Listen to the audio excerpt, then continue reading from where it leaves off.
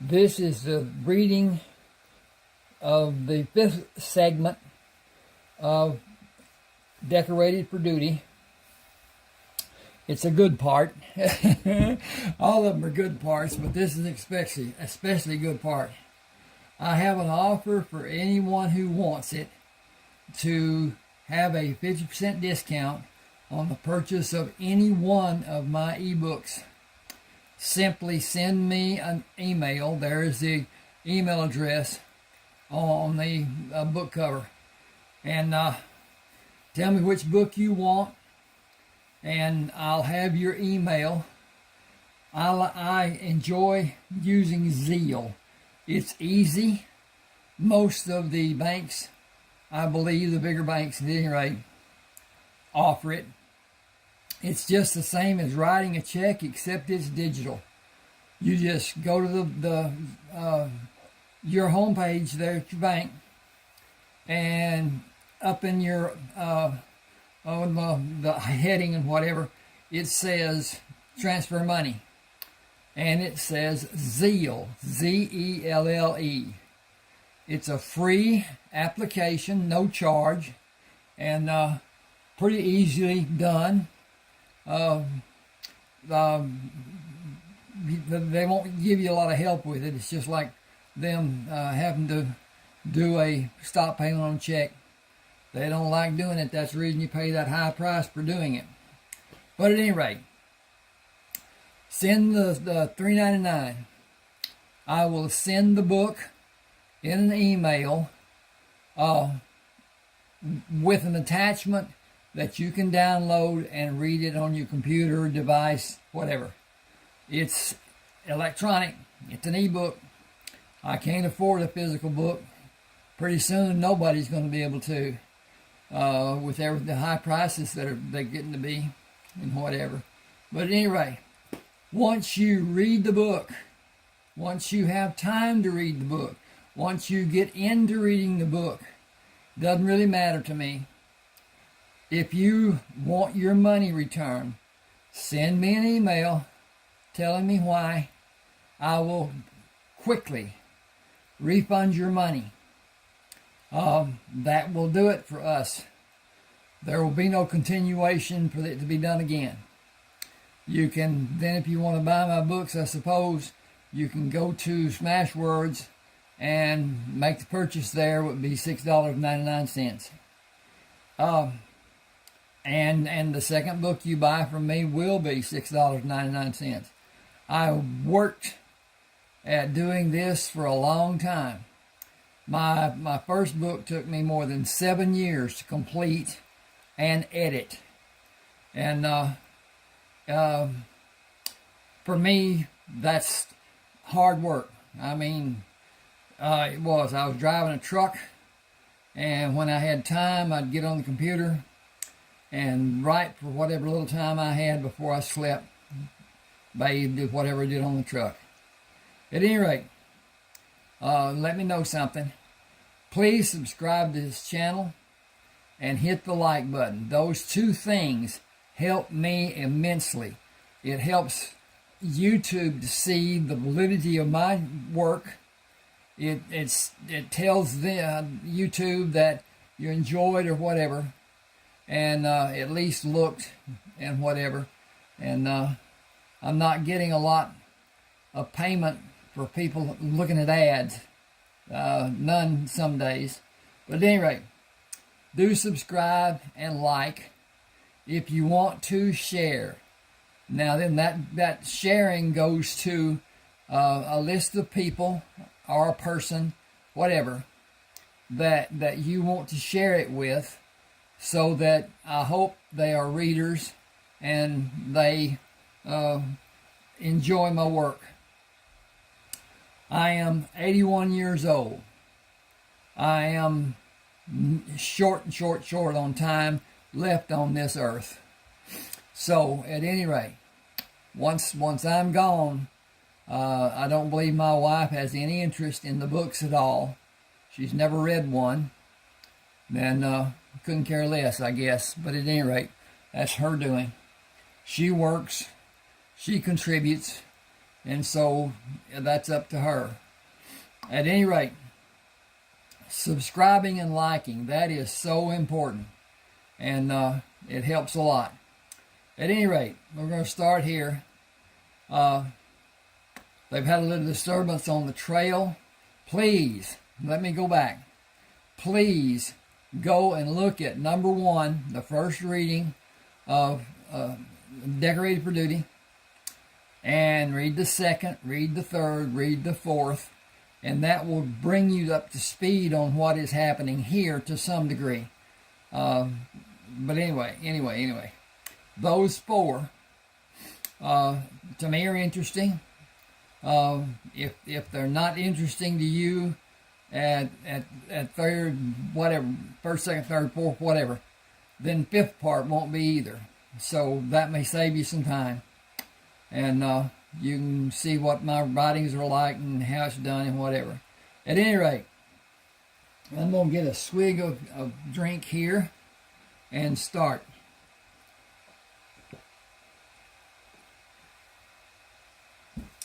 Keep that whistle from getting too dry. Okay, Thomas, Trevor, and John waited for Matthew to saddle a horse, then rode toward the trees. Thomas and John gradually moved their horses apart from Trevor and Matthew until they were able to flank the stand of trees. Trevor and Matthew also moved apart from each other. Thomas raised his hand, signaling Trevor and Matthew to stop and wait for him to approach the trees from the west, while John approached from the east. When he signaled once more, they began to close the distance to the trees. A small rider sent a horse dashing out of the trees and kicked it to an all-out run, moving away from the men. Thomas pulled on the reins to prevent an excited pursuit by his horse. When the others joined him, he pointed toward the figure who was almost out of sight. That is a girl riding bareback with a rope in the place where a bridle should be, like a hackamore, only less. She only has the rope to stop the horse. She can't turn the horse with the rope. She can only pull back. I don't know what that was. The only way I can imagine she can guide the horse is by using the pressure of her legs. He would probably put you on your ass in the grass if you set up to run and pressed hard with both knees. Trevor shaded his eyes with his hand. She sure scooted out of here fast. I didn't see a weapon. I think she was barefoot. An Indian in the Nebraska Territory? Could be. I don't know. This is supposed to be Indian lands. Okay. Jacob stopped the wagon by the men. What did you find? I'm not sure. It may have been a girl. If it was a girl, if it wasn't, someone was riding bareback and could ride better than anyone in our bunch. The horse had something on its rear. The front was a solid color, and the rump and hind legs were white and had dark-looking places. Like his rump was painted white, and the dark places were painted all over his rump and down his hind legs. I got a quick look at part of his side and a good view of his rear. I'm looking for the dink over here. There you go. As he was going away, and he did go. He shot away from standing still to full speed in a couple of seconds. Quick is the only word I can use to tell about what the rider did and what he did. She followed the wagon tracks going southwest. I've never seen a horse run like that. I doubt that many people ever have. He didn't move in stages. He started in 4 or 5 jumps. He was going what must be his full speed, and in seconds they were out of sight. Quick, like a full-grown, long-eared rabbit. Carlton pointed. She is going the same direction we are. If she doesn't have a weapon, she cannot hurt anyone, but she might tell others about us. We will use extra men on guard duty. This is the first indication of possible trouble since we left Ohio, and we should be prepared for whatever comes. September will be here in 3 days. We will be deep in the Colorado Territory in 2 weeks and into New Mexico Territory before October. We need to reduce the amounts of everything we have. If we can reduce the wagons to only 8 instead of 9 will help. Winter in the South is not as severe as in Ohio and the northern part of America. We may be able to travel longer than I had planned when I first made a plan about what would be required to complete this journey. The southern part of New Mexico Territory is for the Confederacy, and people sympathetic to the Confederate cause live there. We will continue avoiding towns, but we must replenish the hay. Thomas asked, will we go into Indian lands? We will continue following the wagon tracks. Indians live in regions. They have no boundaries to restrict their movements. They go where they want to go, but they usually go with a large contingent of grown men and male children over 10 years of age. But they usually go Okay, we will have the rifles held in the ready position with revolvers easily reached. Those who have been riding horses will walk instead and be prepared to repel an attack. With superior weapons, 12 men can withstand 100 men with inferior weapons. Even using camouflage, a man will be easily seen, or the evidence of his presence will be easily seen on this flat ground that goes on for miles and miles. I am accurate firing a revolver at a target 60 paces away. Each of us can fire a revolver. Even if we hit no target, the noise of rapid firing weapons should be enough to stop an attack. Each man knows how to fire weapons. I know this because you have all demonstrated your ability. To most men, the ammunition seems to be a large amount. We can ill afford to diminish it wastefully. I am the only man proficient with a .22 caliber rifle targeting a running rabbit. We have been fortunate to find abundant game and fresh water.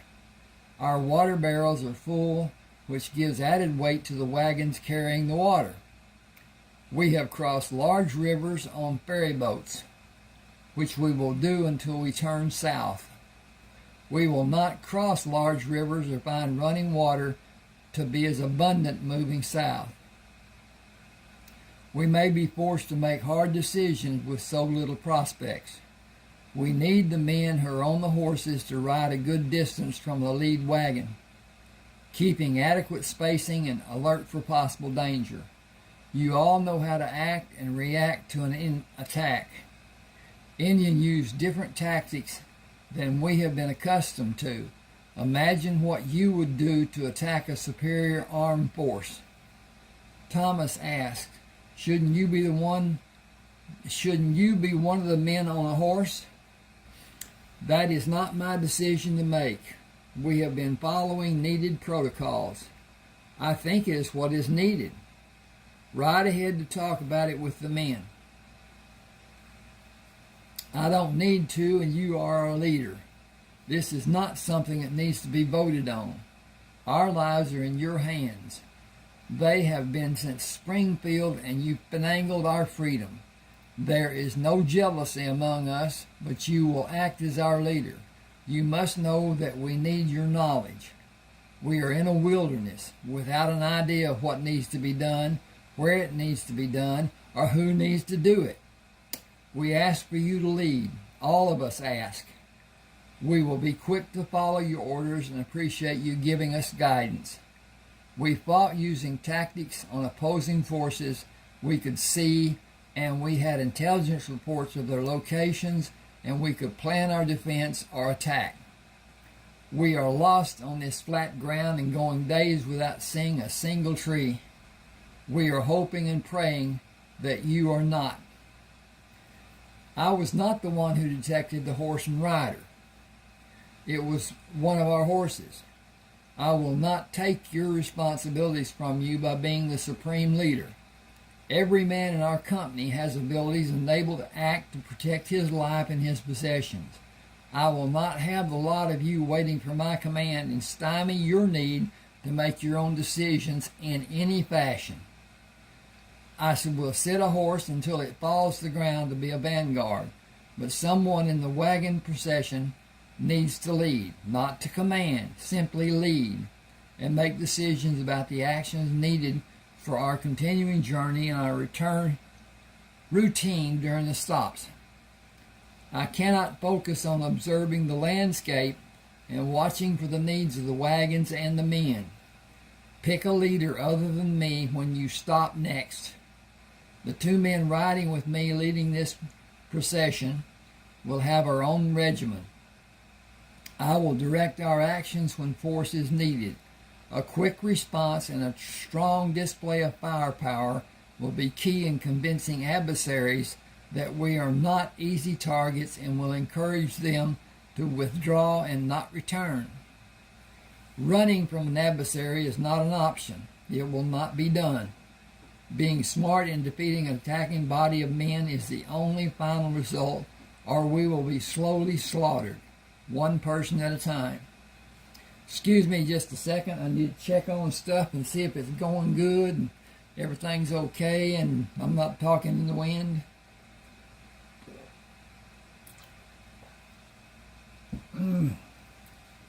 And seems to be okay, KK. Matthew McConaughey would say, all right, all right, all right. See where I was. Pick a little da-da-da-da-da-da.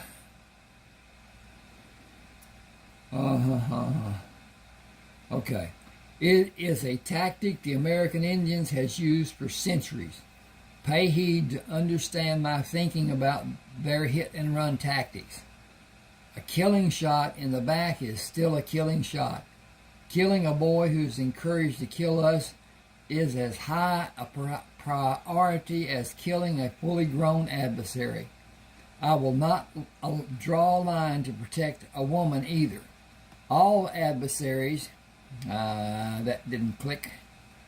Let's see what we got. Okay, I moved it. All adversaries have the ability to kill. Target them and kill them. You should not be selective or deterred in a battle of defending your lives and the possessions we have and need to have to continue living. The lands we will travel across have no ownership. They are not fenced. Each of us, as unassigned soldiers, each of us as unassigned soldiers has a right to claim land that is available anywhere in the United States or the territories from the Atlantic Ocean to the Pacific. We have the right to travel unmolested across this land. We should do exactly that and do it now. Someone is sitting on my horse. Ross and Jacob, you are with me. Not bunched, but spread apart a short distance and alert. It will become a monotonous experience, and it is my hope that the monotony will never change. We must be prepared when it happens. It is not highly probable, but it is certainly probable that it might happen. Riding a short distance ahead of the lead wagon, Carlton pointed at a grove of trees. The trees are too far from the wagon tracks to pose a threat. I will ride between the tracks, move away about 20 feet, but stay close enough to quickly move to my position and be ready to defend. Firing from one of our horses is not advisable, and we will not attempt to restrain them when we dismount. They will stay with the other horses when they are free to join them. We will swap positions when is needed. The two of you have more area to visually cover, and that will be less monotonous for you. The center rider must not allow either outrider to overlook something. You will have the greatest responsibility of the three of us. You have the freedom to talk while searching for possible problems. From time to time, the center rider will go back to the rear driver to observe the conditions behind the wagon and engage him in conversation, and continue up the line of wagons to engage the next driver, and so on.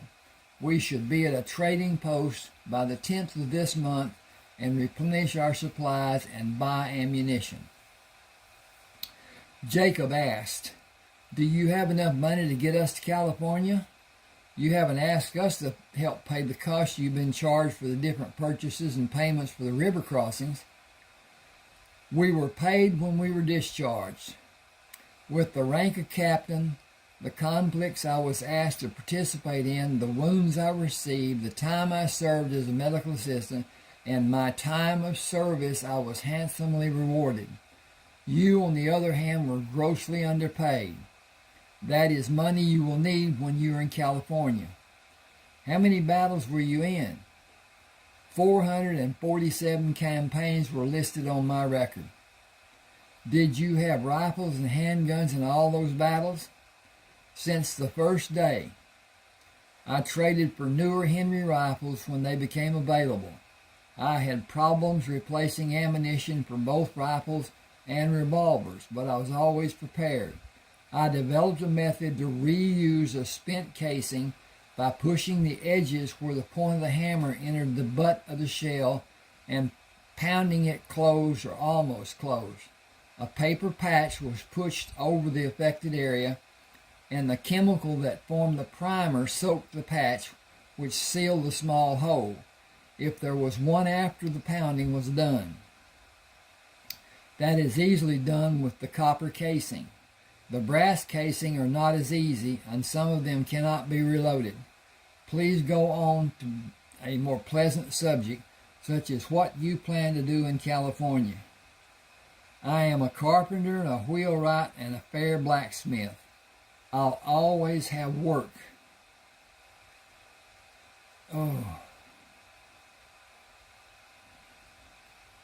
"Having my own place will be a problem. With the little bit of money I have, nobody will need my abilities. What will you do, Ross?" Jacob got to ask questions. I have one that is burning in my mind. "I will gladly relieve your burning if I'm able." "You were in 447 battles. I'm not that good at math, but I can multiply with tens. Did you kill more than 10 men during those battles?" "Some did not have many men and others did not last long. I cannot answer your question truthfully." "Can I ask another question?" "Fire away." "How did you manage to live after you were shot 22 times?" "None of my vital organs were severely injured." "But 22 times? You don't limp and you aren't ever sick. You have the use of your arms and hands. You don't show signs of ever being wounded." "I was shot 9 times on the top of my shoulders and into my back when I was face down in my preferred fighting position. I was never wounded in my head, which is totally amazing to me. Twice I was shot in my back when I thought the battle was over. The men who shot me paid the price. Once I was shot high up on my hip, with the same circumstances and the same outcome.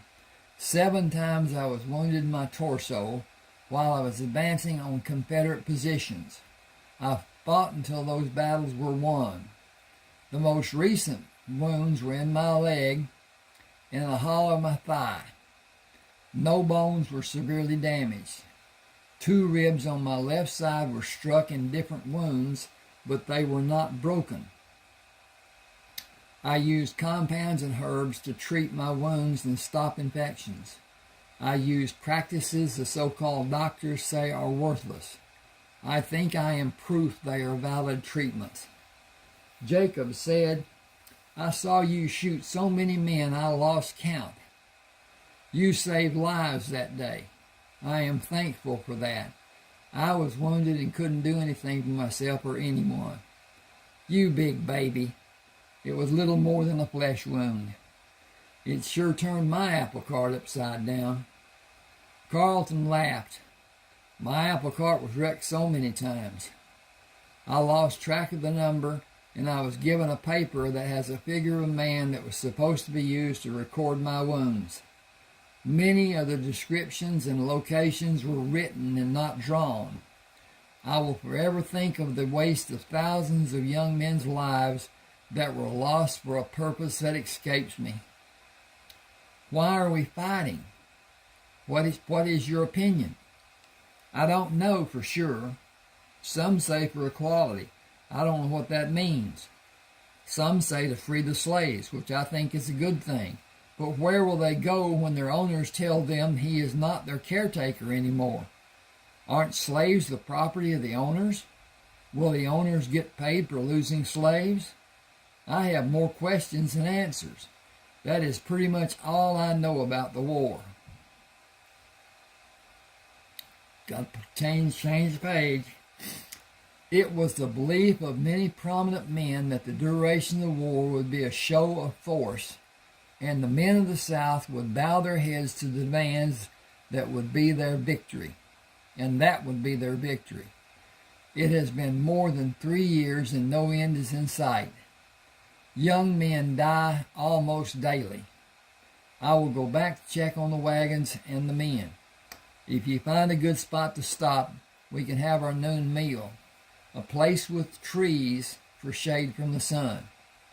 Ross pointed ahead. There? It appears to be a nice stand of trees. We will not take long after the horses are watered. It is a beautiful day. We have been fortunate to have had so few stormy days, and the light showers were simply refreshing. Carlton and Jacob watered the horses and joined the others under the trees. Ross hung a ham and sliced a portion. We only have 12 of these left in 13 days before we get to the trading post. It may not have anything we want. I like rabbit meat, but not as much as ham. Carlton cut off 2 pieces. Did you see pieces of rabbit in the wagon? I did not look. I'll check and walk away from the trees. Thomas said, we appreciate you being so considerate. It is little enough. He went to the back of one of the wagons David sent to take a roll of paper and 4 pieces of rabbit that he had wrapped in a clean handkerchief and placed the 2 pieces of ham with them. Tied a length of heavy yarn around the 4 corners of the handkerchief and went to the opposite side of the trees from where the men were having lunch. He reached a low branch to tie the yarn and suspend the meat, then walked away from the trees to relieve his bowel and bladder. Finishing, he said, cleanliness is next to godliness. Taking the roll of paper deposit in the wagon, he took the empty plate back to slice more ham. Cold camp. Our life will not always be this way. We are sacrificing to have a better life than we could have back east. Thomas asked, why did you choose California? Excuse me a second, need to check on this again. And it seems we is okay. Everything's copacetic, maybe not in line as it should be, but it's there. I may not answer in a manner you will find assuring. The climate is not harsh as I am accustomed to. The climate is not as harsh as I am accustomed to. The people are not as politically motivated as I am accustomed to. The economy is based on agriculture and is thriving. The population is greater than I'm accustomed to. The people are less fiercely grounded than Eastern people. I can live without a neighbor having influence on my ability to do as I feel is right for me. There are so many other reasons that are less defined. Gold is one of those reasons. It was discovered that California has gold deposits 14 years ago. Obviously, what was easily found was removed to be sold. Where it once was, it may still be in lesser quantities. But an ounce of gold is an ounce of gold, no matter how long it may take to find and possess it. Land is free to be held as a homestead in some cases. It will be an adventure every day. Thomas stood up. It is time to water the horses and leave. Remember to check the firmness of your saddle cinches. Carlton stood up and cleaned the plate with grass and gave the plate to Tom. How are you faring? I am growing stronger and my hand strength is better. I'm worried about what I'll do in California. I don't have money, but I guess I can find work and get by. Ease your mind. You will stay with me. We will find the way. What we have now is not what we will have in California, but what we have now beats the prospects of a prison camp, doesn't it? I am thankful every day for that not happening like it would have. That was a travesty of civil war. Pray it never happens again. Better prepare yourself. I am glad you're with me. You don't know how glad I am to be with you. Every man with us is too. Carlton became busy adjusting the saddle until Ross and Jacob rode their horses to him. We're ready for another ride. I'll finish with this and catch you. Keep a sharp lookout. He watched them ride by the moving wagons and delayed leaving until he was satisfied they could not see when he rode away from the trees.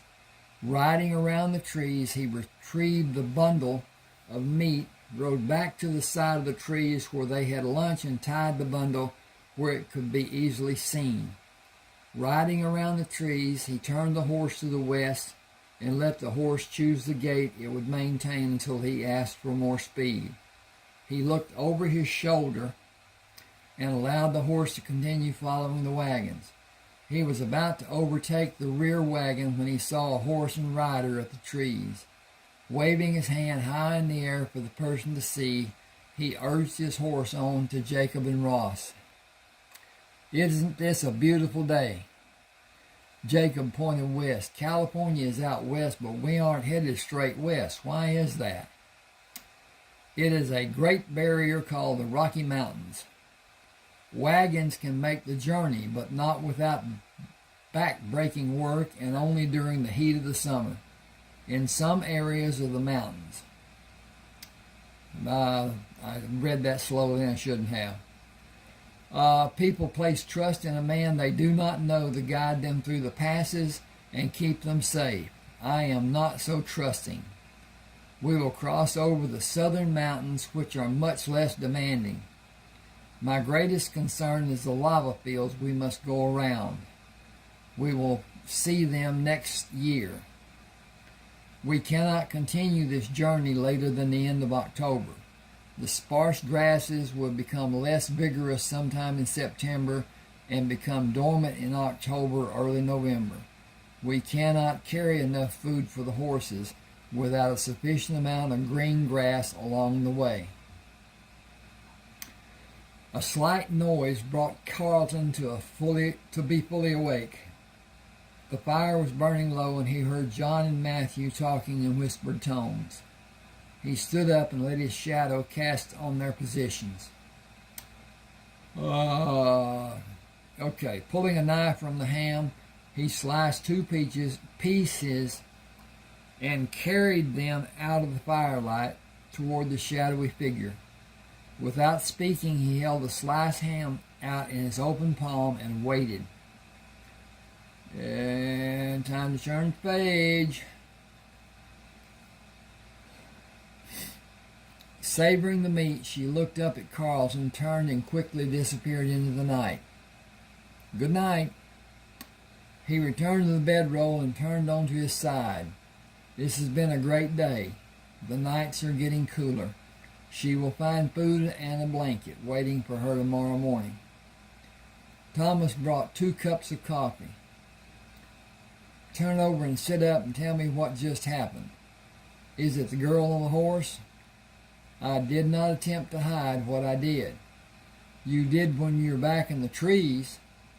It was important to see if she was following us. She might be planning an attack. Without a weapon, she might have an army hidden somewhere. She might be an advanced reconnaissance investigator. You might be chewing on the wrong herb. I believe she is a long way from her people, if her horse is an Appaloosa. What's an Appaloosa? It's a prized horse bred by the Nez Perce tribe. And that should be per se, Nez Perce. I believe you described the horse she was riding as an Appaloosa. I wonder how she has survived when she seems to be without a weapon. Didn't you tell me Indians can find food we would not recognize and we would just walk on by it? That is true, but she came to what she believed to be a dangerous place and possibly a group of men she should not trust to get a few bites of food. She waited for me and she trusted me. She must have been nearly starving to act with such desperation. Oh, I hadn't slept much today. It's cold here. We don't normally have the cold weather here in East Texas, but it's been down to 22, and then it was 17 last night, and it's going to be around 23 or 24 tonight, and then we're going to be back around 40 and 30 and whatever the next week. Okay, she waited and didn't trust me. She must have been nearly starving. I planned to leave food for her. I knew every man would be interested in seeing her come for the food we left, and I did not want her to be alarmed and frightened away. I was not attempting to deceive anyone. Oh, there is not. Excuse me. Ooh. I guess it's my body's trying to tell me to go to bed. I can't. Got to keep up the warmth of the house. But at any rate, there is not another man who can manage a woman like her if she comes with us, which is what she should do if she is indeed far from her people. It's clear as can be that she is hungry, and I'm pretty sure she is running from something. This land is too big and too wild to be alone in it. Her horse makes it worse, if it is such a valuable animal. Either horse or mare will be envied by any horse breeder. I am not one of those men. That I know of, none of us are. What price would you say one would be? It is according to the purpose the breeder has. If he is attempting to change the whole herd of horses, or if he intended to breed more of the Appaloosa line, the price could be as much as the Appaloosa owner might ask. I cannot tell you an exact figure, but it would amaze you. They are reported to be the best stock horses ever bred, and they have the best endurance of any horse. They are extremely intelligent and very strong animals. He finished the coffee. Why are you awake? I wasn't till you got up and cut the ham. It has such a wonderful smell. Our food supply is less than when we started, or I would be eating a piece right now instead of just drinking coffee. Flip the page.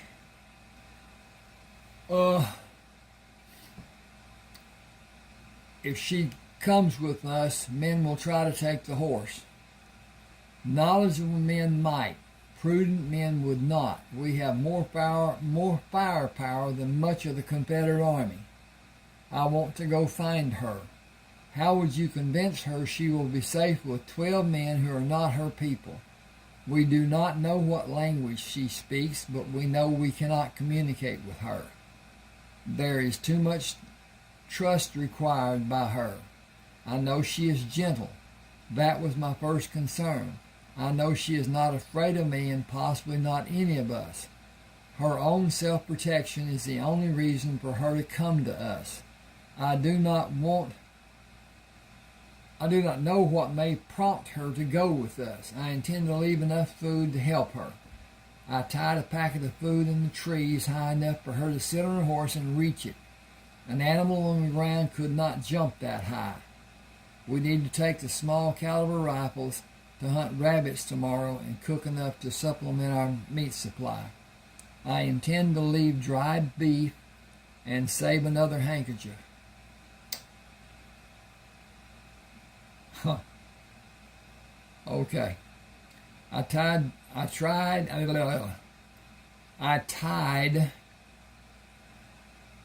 Oh, I lost my place. I tied the meat I left in the tree in a handkerchief. I hope she has a use for it, or as a remembrance of our kindness. I have never known a man like you. You're the biggest man I've ever seen. I have not had an occasion to see what you might do in anger. I honestly hope that day never comes. You care more than anyone I have known, and I know it is bad to say, but you have sent more men to their maker than I ever imagined could be done. But you take your time and care about an Indian girl that can only bring you problems. Men in the East will spit on you if you are seen with her. You will be reviled. I have never fit the mold of any society. I was threatened with banishment for fighting, when I fought to be treated with kindness in a society that abhors violence. I protected myself when I was abused, and I was accused of being a troublemaker. I joined the army to get away from that society. Before the war started, when it was declared, Colonel Jacobson came to see my uncle and brought the news. He helped me get away from the medical tents and to be under his command. I served him well. I saved his life partly because I was the reason he was shot.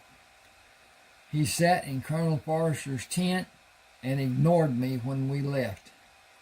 He did not wish me well or acknowledge my presence. He was all Army that last day. General Grant said thank you and showed his appreciation by giving me all he could. I gave my respect in return by leaving weapons and ammunition the Union soldiers need. We could have taken so much more than we did. What appreciation did General Grant have for a simple soldier? I heard he was a gruff, tough, drunk of a fighting man. He is far more than that. He is kind and caring, and he appreciated my service and yours. But that is what we are all wondering about. You enlisted and you were a captain when we turned out. You have a story we are all curious to know. Every detail is only known by you. We all know you were reported to have the most kills by a Union soldier. What number is that the most? That is the biggest question we have. I know it must be hard for you to remember or relive those times. You told me you fought in 447 campaign skirmishes and that some did not last long. If all those Confederate men were killed, who reported the number that were killed?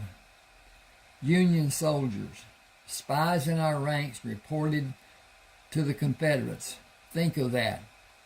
Men who wore our uniforms spied on us and reported the information to our enemies. I have been trying to calculate the number of men you sent to the pearly gates. The Henry fires 16 rounds. You had 2. The Colts fire 6 times. That is 42 times you might have fired your weapons. Did you fire that many times in one battle? I sometimes fired more than that when I had the Henry rifles with a live round in the firing chamber and 16 rounds in the tubes. In many battles, I emptied the guns and reloaded the revolvers because they were faster to load and the ammunition was easier to get from the armory. That isn't an answer. I do not have an answer. I was following orders. I was defending my life by taking the life of an enemy. If it was such that you took out 10 men in each skirmish, the figure would be 4,470 men. It was more than half again, that figure. Half again? Easily. Except a few had less men, and the last one was one of those. Some days the battles lasted hours that seemed to never end. There were days I used all the ammunition I carried with me, and I was forced to stay on the ground and wait for the all-clear signal. Excuse me. Hope that helped. I heard that no man was involved in that many battles other than you. The amazing fact about that is I was in the medical tents for 10 months and did not fire my rifles once during that time. I was more accustomed to the terrible noises of battles than I was of the quiet times.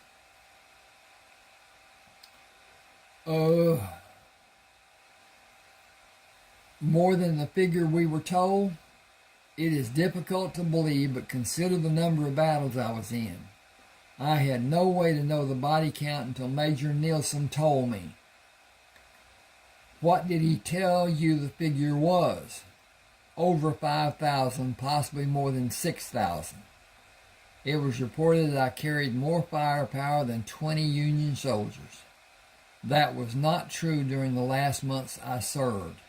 The Union Army began issuing rifles that had more firepower than a single shot. The Confederates were outgunned at every battle. They lost and retreated from many of those battles.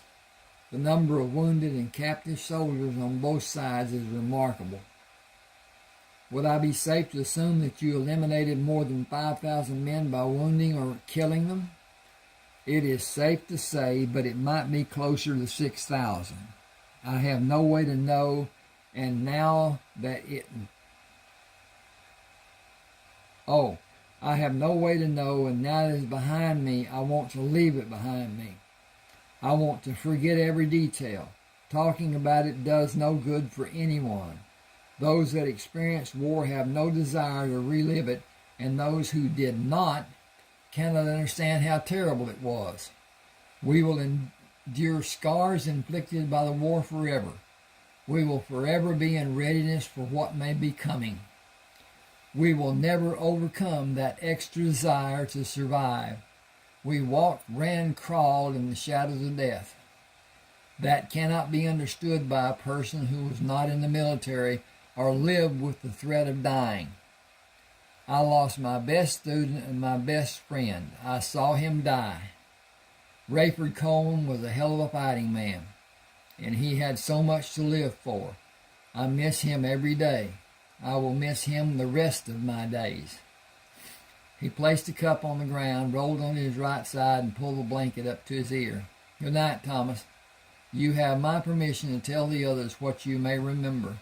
I hope that will put the questions to rest, as we should be doing for each other. I hope Rayford found his eternal resting place.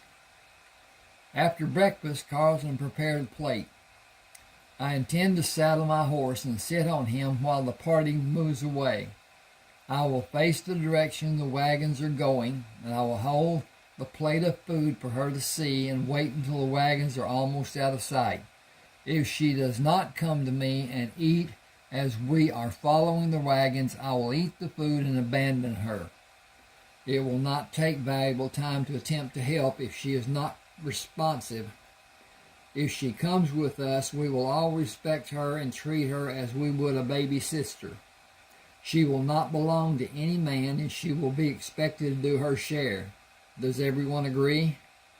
Jacob said, I'm not sure what you want us to agree to. Most of us have not had a sister. Only Matthew and Alan have. I feel no different, but I will not leave an animal to starve or lie in the night shivering from the cold. If she is indeed alone, we can help her, but I believe she will travel even farther from her people. She must have a reason for being here, and being away from her people. I cannot give her the attention she will need. Will all of you consent to help her? I got a problem. Excuse me. Wow. I felt it coming on, couldn't do anything about it. Sorry about that. Wow.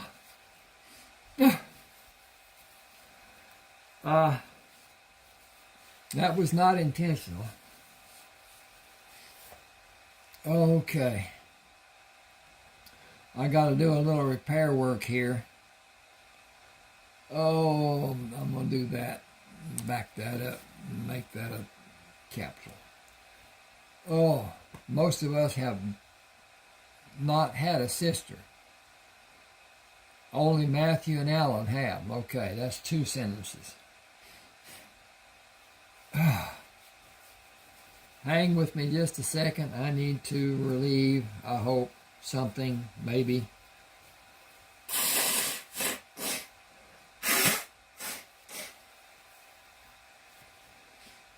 I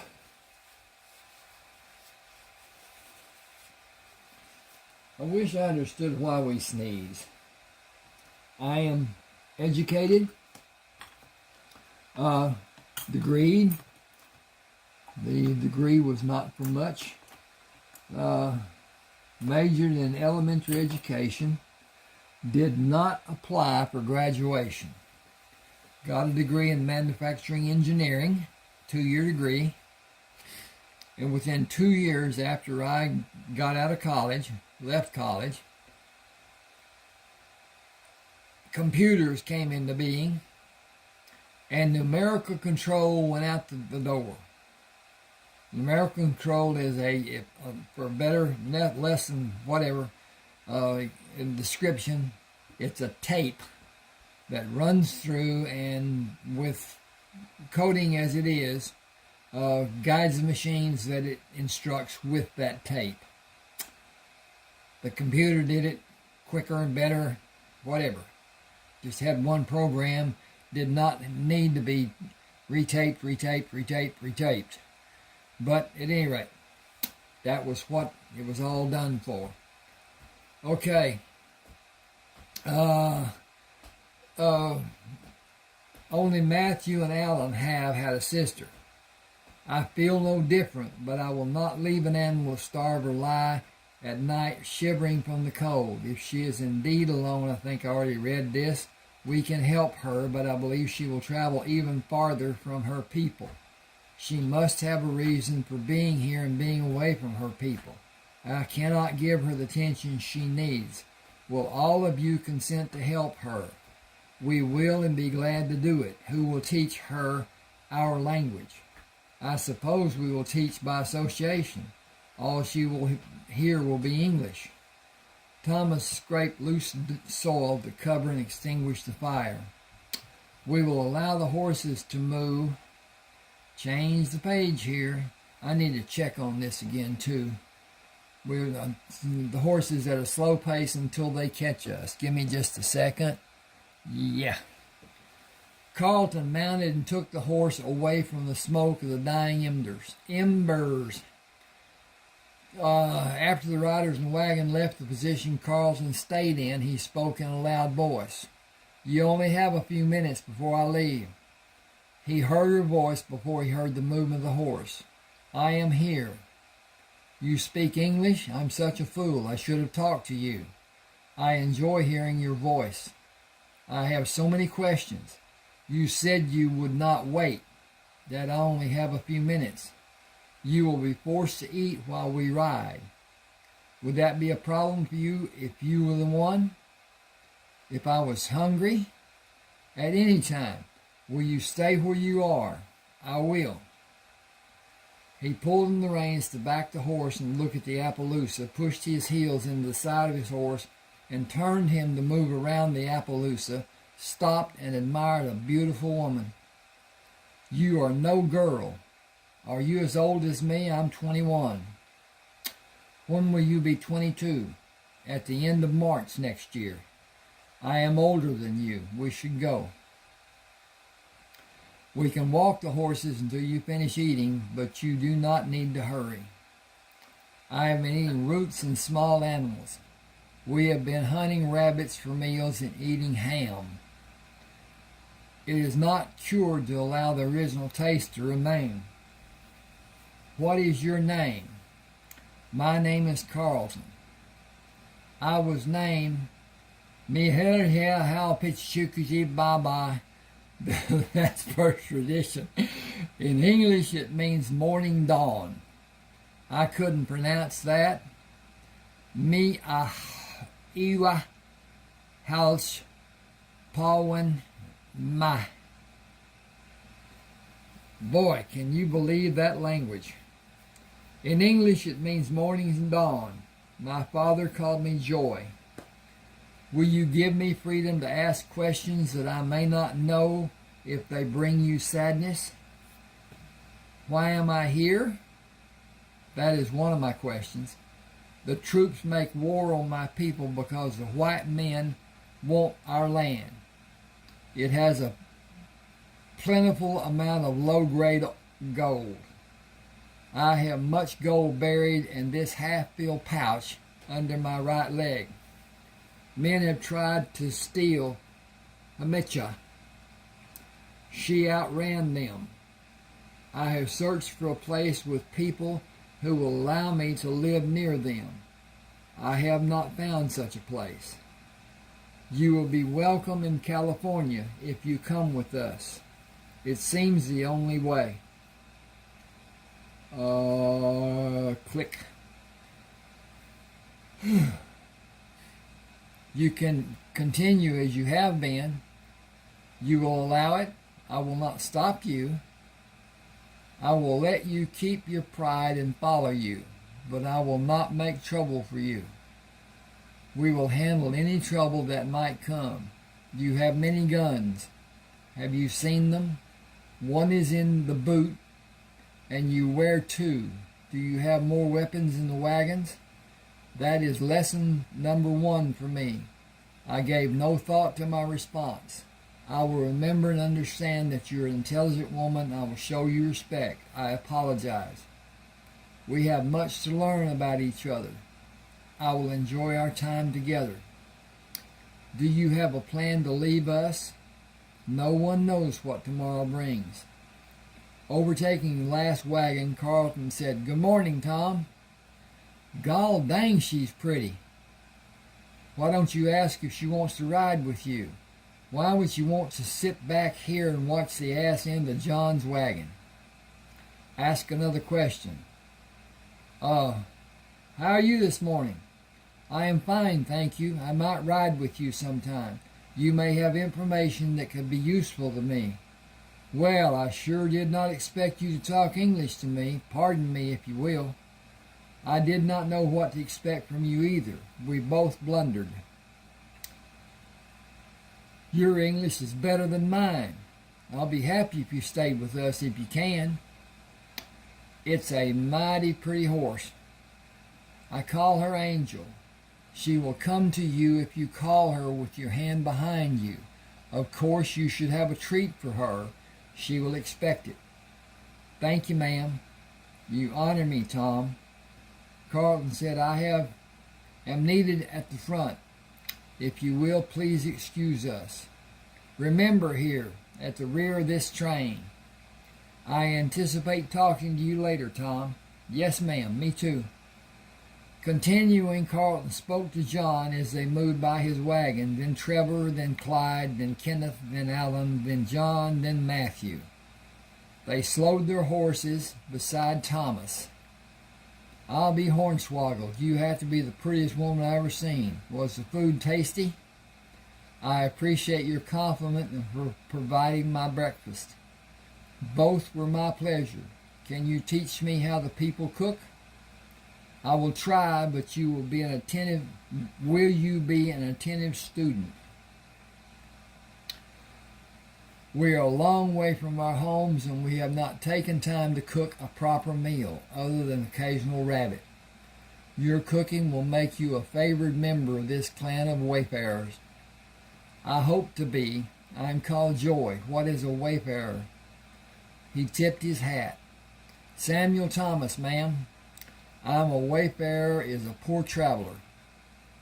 Will you favor me and ride beside me sometime? I don't believe anyone would volunteer to sit on this slab all day if a horse was available. I will not be able to ride Angel much longer. She will foal late next month. We will be somewhere in New Mexico territory next month.